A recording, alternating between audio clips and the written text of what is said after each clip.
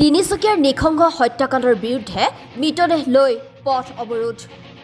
মাকুম তিনিচুকীয়া সংযোগী বাইপাছ অৱৰোধ বাৰেকুৰি অঞ্চলৰ দল সংগঠনৰ।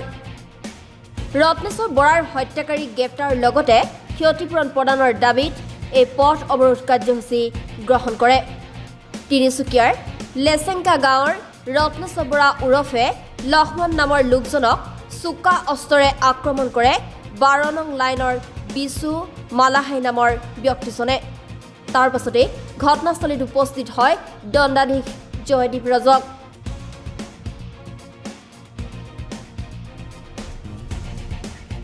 নহয়, ইয়াতে ৰাইজৰ অলপ ক্ষোভ আছে, যিহেতু যোৱাকালি এটা আপোনালোকে অলৰেডি ইয়াতে আহি গম পাইছে বাৰেকুৰিত এটা হত্যাকাণ্ড হৈছিলে।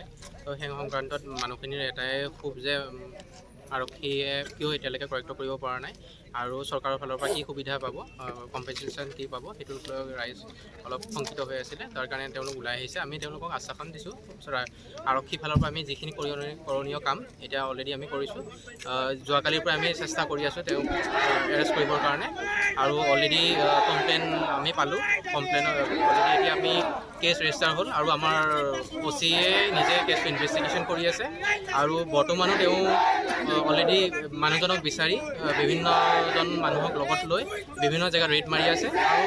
আৰু প্ৰায়ভাগ মেক্সিমাম জেগা অলৰেডি ৰেড মাৰা হৈছে আৰু দুটামান জেগা আছে য'ত প্ৰবেবল লোকেশ্যন, য'ত আসামীজন পলাই থাকিব পাৰে। আমি আশা কৰোঁ আজিৰ ভিতৰত আমি আসামীজনক আমি এৰেষ্ট কৰি যিখিনি আমি জুডিচিয়েল প্ৰচেছ হয় জুডিচিয়েললৈ ফৰৱাৰ্ড কৰিবৰ কাৰণে আমি সক্ষম হ'ম। ছাৰ, কি কাৰণত তাৰ হত্যা কৰা হ'ল কিবা গম পাইছে? এতিয়া যিহেতু ইনভেষ্টিগেশ্যনে চলি আছে, গতিকে মই ইমান গোটেইখিনি কথা একেবাৰে কৈ নিদিওঁ।